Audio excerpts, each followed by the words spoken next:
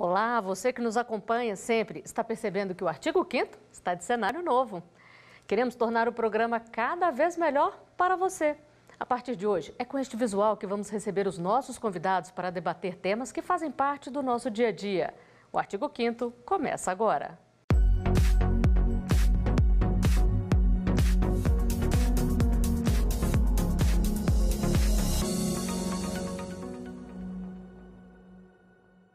Ao longo da nossa história, existiram várias previsões legais garantindo o direito à assistência jurídica gratuita para a população carente, tanto em casos penais quanto civis. Em 1950, foram estabelecidas as primeiras normas para esse tipo de auxílio. Já a Constituição de 88 avançou ao estabelecer a obrigatoriedade da assistência integral para quem necessita e ao criar um modelo de abrangência nacional. Agora, em maio, a gente comemora o Dia do Defensor Público. Por isso, no programa Artigo 5º de hoje, vamos mostrar como é a atuação desses profissionais. A Constituição Federal garante que o Estado deve prestar assistência jurídica integral e gratuita aos que comprovarem insuficiência de recursos. Também assegura aos litigantes, em processo judicial ou administrativo, e aos acusados em geral, o direito ao contraditório e à ampla defesa. E esta assistência gratuita geralmente é prestada pela Defensoria Pública. Para falar sobre a ação destes profissionais, estou aqui com dois deles. Thaisa Oliveira, vice-presidente da Associação Nacional dos Defensores Públicos e Defensora Pública do Paraná. E também Felipe Soares de Campos Melo, defensor público federal da Assessoria de Assuntos Legislativos da Defensoria Pública da União. Obrigada por aceitarem o nosso convite e parabéns pelo dia de vocês que foi comemorado agora há pouco. Bom, doutor Felipe, além do artigo 5º da Constituição, tem também o 134, que fala especificamente sobre a Defensoria Pública como uma instituição permanente. Na prática, o que isso significa? Bom, a permanência da Defensoria Pública, da Defensoria Pública em geral, né, dessa instituição, ela visa equacionar, administrar o problema do abandono social, da carência dos recursos, né, da chegada dos recursos públicos até aquelas populações que não conseguem, por economia própria, né, por forças próprias, adquirir aquelas prestações mais básicas que o Estado tem a oferecer, como educação, moradia, defesa em determinados tipos de processo, seja criminal, seja processo em seara civil, tributária, enfim.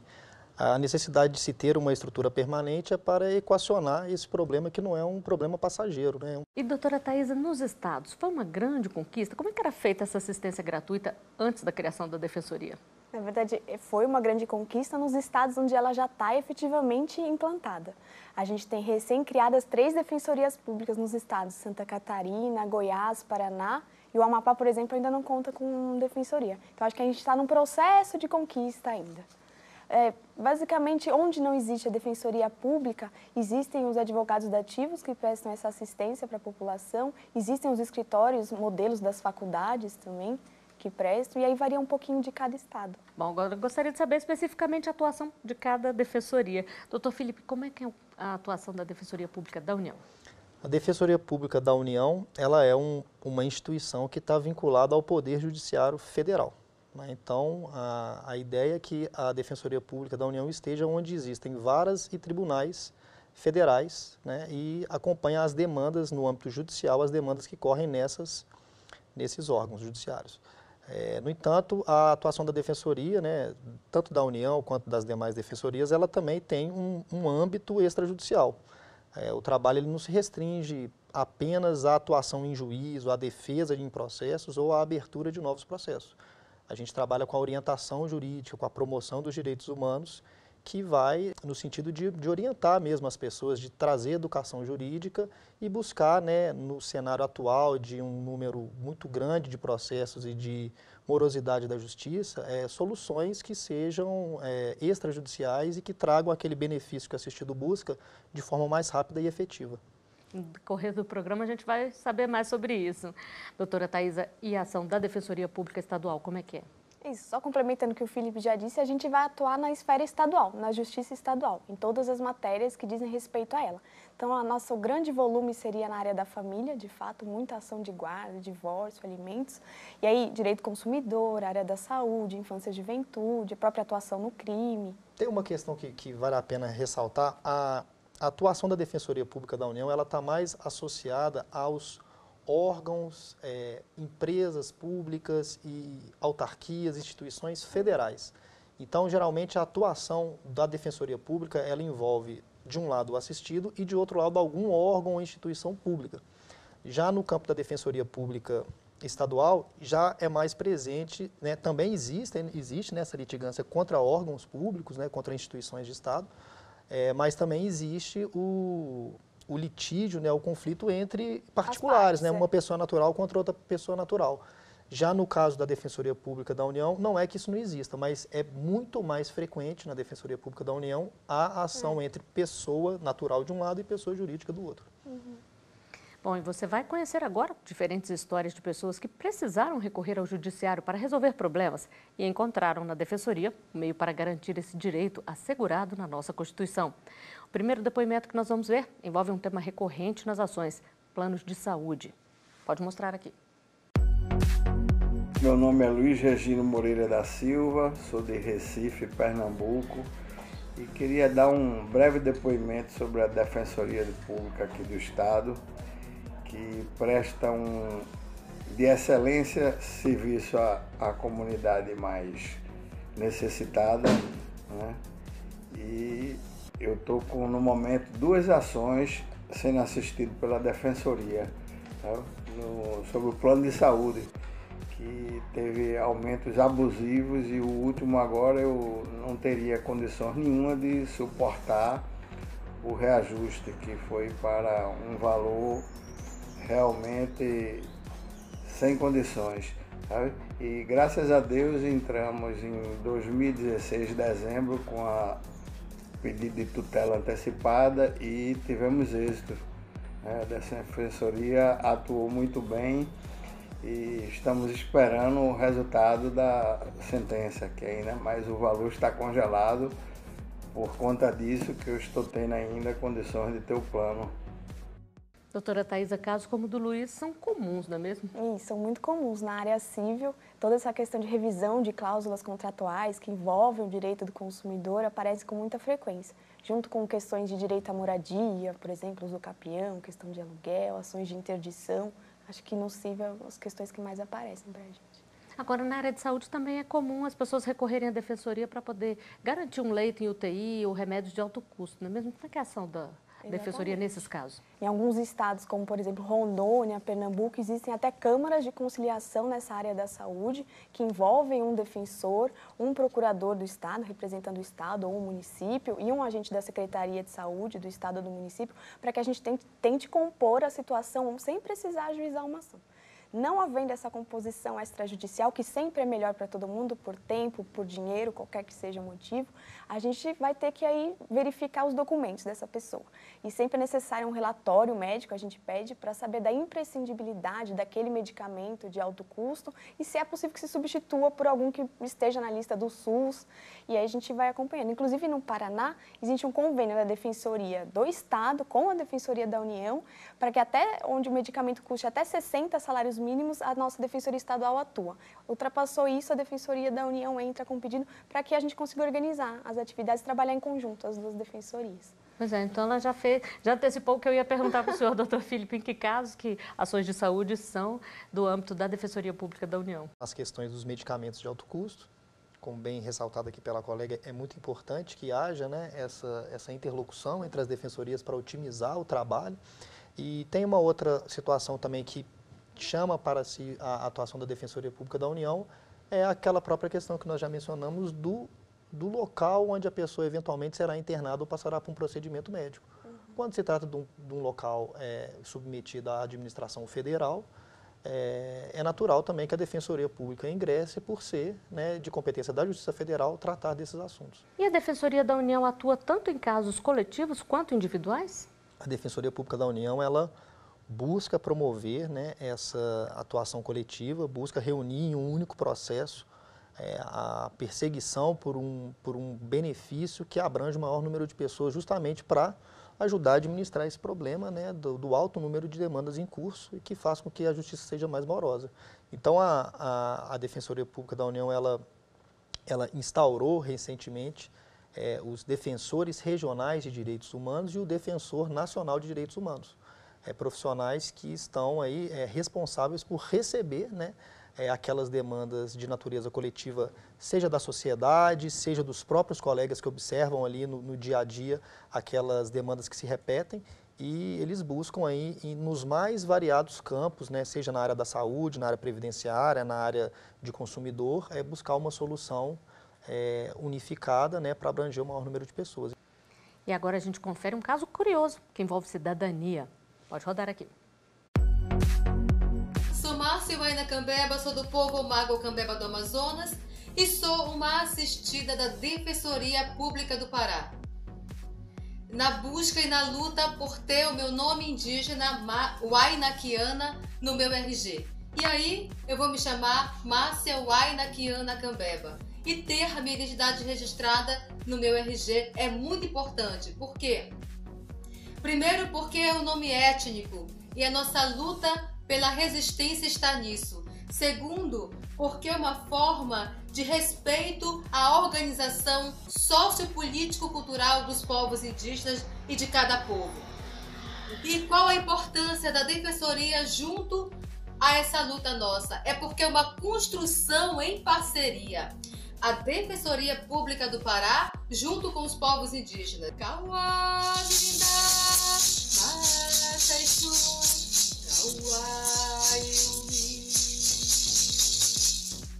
Gratidão. Bom, ela terminou o depoimento aí de uma forma bem bonita, falando uma palavra que eu acho que resume quem precisa de ajuda e encontra, né? Gratidão. Como é que é para vocês receberem esse retorno? Saber que vocês estão fazendo a diferença tanto na vida de uma pessoa, quanto muitas vezes na vida de uma comunidade, doutora Thaisa? Na verdade, é o que justifica tudo, né? Eu sou muito suspeita para falar, que eu só prestei concurso para a Defensoria Pública. Então, quando eu passei, eu realizei Queria mesmo ser defensora, um sonho, né? meu, e você pensa também em realizar sonhos, né? É isso que me movia um pouco, né? Toda essa questão que envolve a Defensoria Pública, o pano de fundo, assim, poder ajudar, né? Propiciar momentos de felicidade para as outras pessoas através do direito, que foi o curso que eu escolhi também. Vale acrescentar que no dia a dia a gente lida muito com problemas, né? Então, aquele problema, aquela frustração que chega no momento inicial e é muito, né? Quando já no começo de carreira a gente recebe, quando a gente assume a vaga de defensor em algum lugar, o começo geralmente é só, né, problemas, só problema e mais só problema, frustrações, né? Só portas fechadas para as pessoas. E à medida que a gente vai propondo as ações e vai vendo o resultado, vai vendo a justiça prestando ali o serviço à sociedade, ou às vezes também por outros caminhos administrativos, no entendimento com a administração pública ou com as demais entidades envolvidas, quando a gente consegue esse resultado é muito gratificante, né, ver o problema resolvido e o assistido saindo ali, né, da Defensoria com aquela situação bem resolvida e com os seus direitos assegurados. Vou aproveitar que o senhor falou do assistido aqui. Quem é que pode ser assistido pela Defensoria Pública, doutora Thaisa? Então, a gente costuma usar 2 critérios. Existe o critério econômico, que no mais das vezes nos estados ele diz respeito à renda de 3 salários mínimos por família. E a gente fala também daquelas questões de vulnerabilidades que não envolvem a questão econômica. Então, com exemplos, talvez fique mais fácil. Então, uma pessoa em situação de rua, uma mulher vítima de violência doméstica, a pessoa que responde a um processo criminal, ela está numa situação de vulnerabilidade tão grande dentro da sociedade que, por si, isso justifica a prestação do serviço público, que é a Defensoria Pública para ela. Ninguém vai perguntar quanto ganha, o que está acontecendo, enfim, vai ser prestado o serviço público que ela tem direito pela Constituição Federal. A gente vai a um intervalo, já voltamos com mais artigo 5º para você.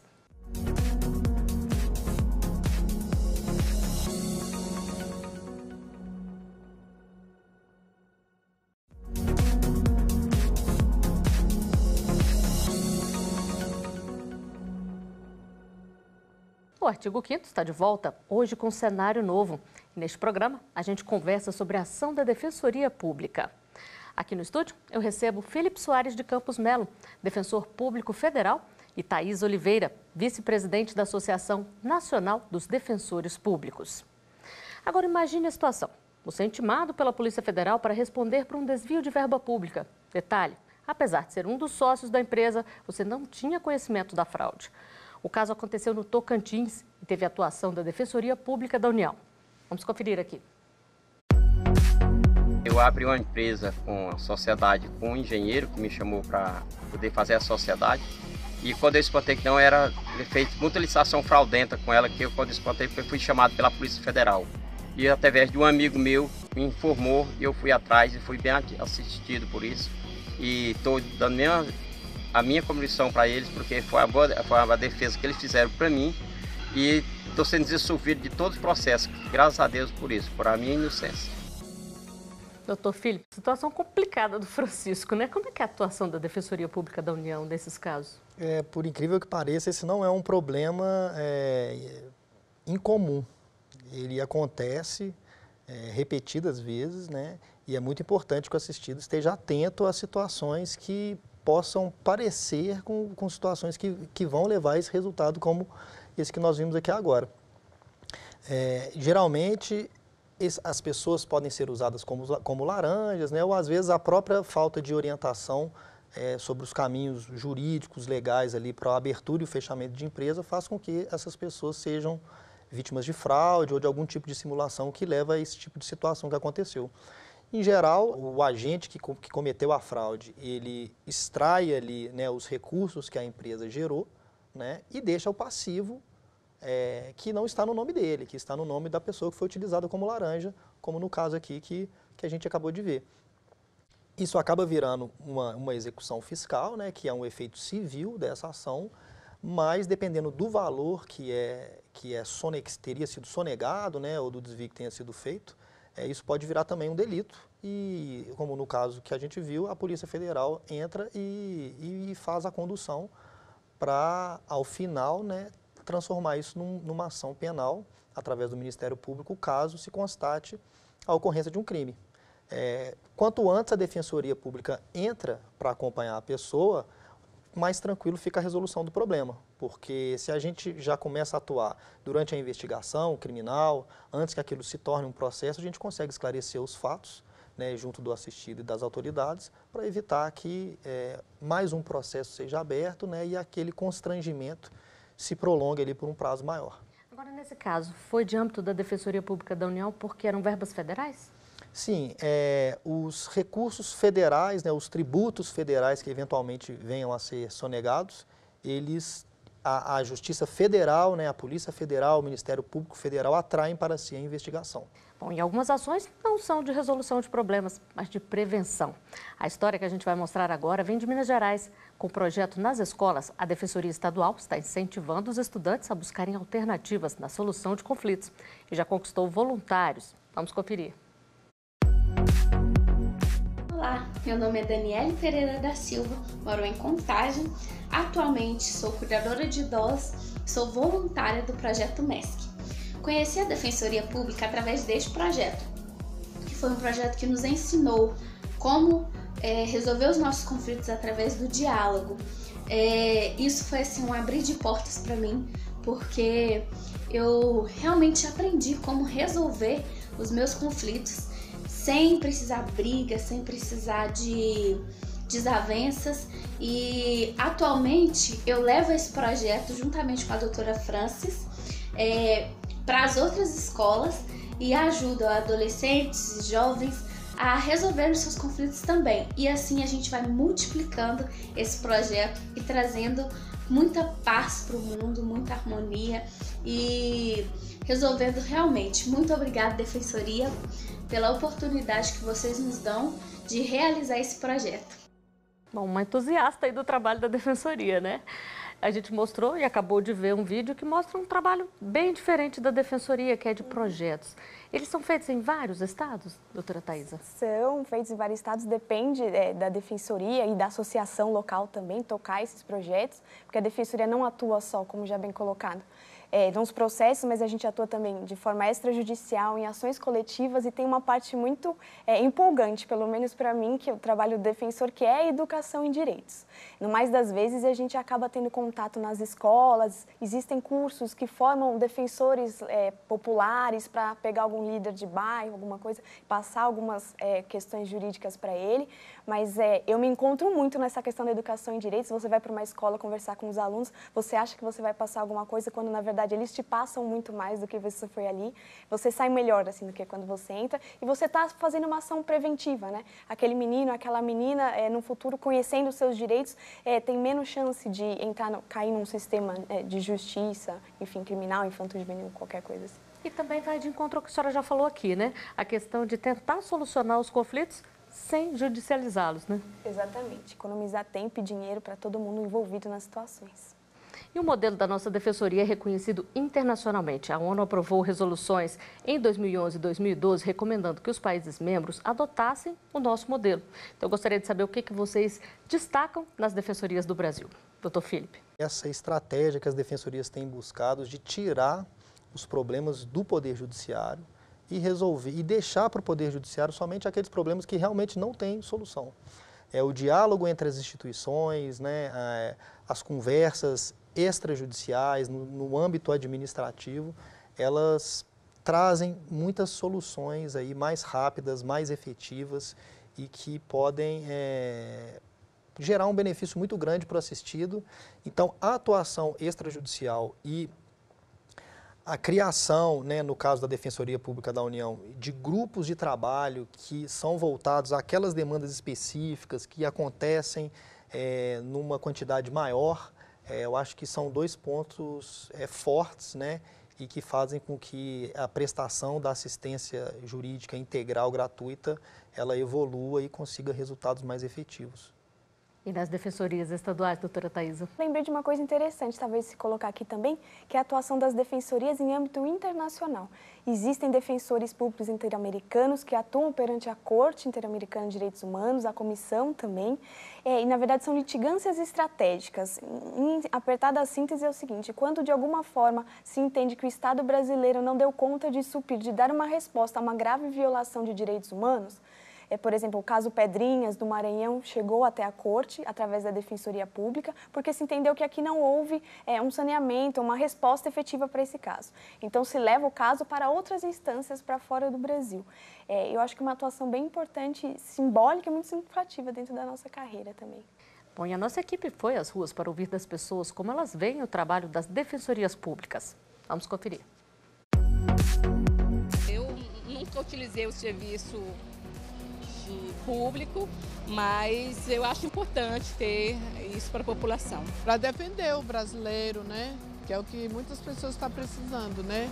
Aí eu penso assim que, por exemplo, eles têm que ficar aqui para defender, por exemplo, muitas pessoas aí que estão precisando. Eu acho importante porque tem pessoas que não têm condições de arcar com o advogado, então se torna muito necessário, né, para as pessoas de menor poder aquisitivo. É muito importante a função do defensor público porque a maioria dos brasileiros não tem condições de pagar honorário para advogados, né, para defender os seus direitos, e o defensor público cobre essa deficiência.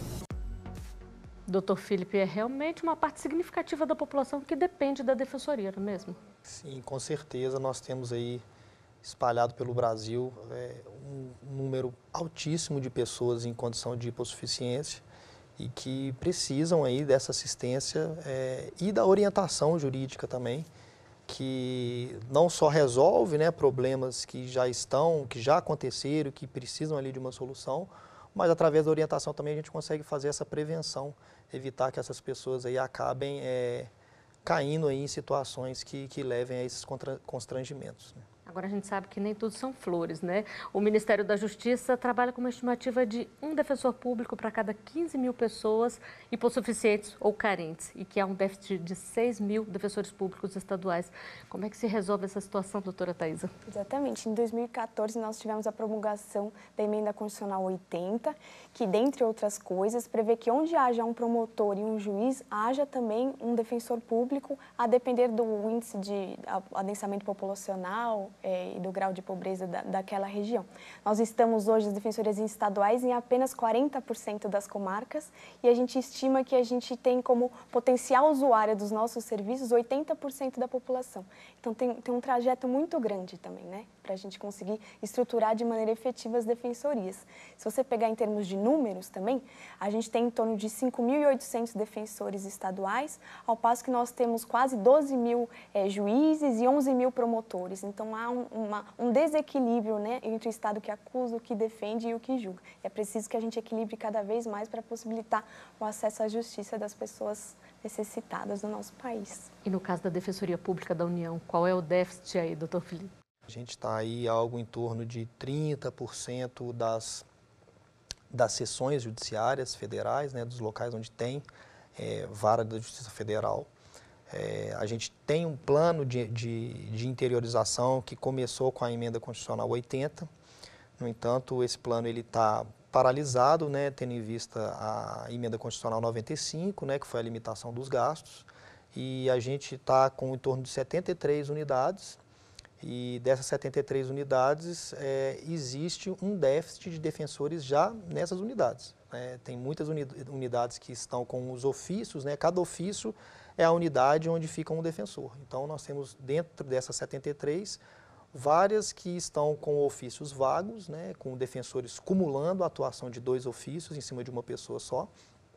E existe também esse déficit de defensores para ocupar os lugares onde a Defensoria Pública da União ainda não chegou. Nós somos 601 defensores.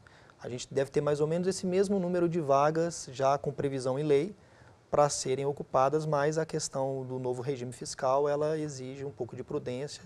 Nós temos que segurar um pouco isso daí até termos um horizonte, né, financeiro melhor. Quer dizer, já avançou muito, mas ainda precisa de mais, né, para poder continuar fazendo essa atuação, né? Com certeza. Bom, a gente teria muito mais a conversar, mas infelizmente nosso tempo chegou ao final. O artigo 5º de hoje está ficando por aqui. Doutora Thaisa, doutor Felipe, muito obrigada pela participação de vocês. E obrigada também a você que nos acompanhou até aqui. Se quiser sugerir um tema, nosso e-mail para contato é artigo5@stf.jus.br. E você também pode rever os nossos programas no site tvjustiça.jus.br. Até o próximo artigo 5º. Tchau.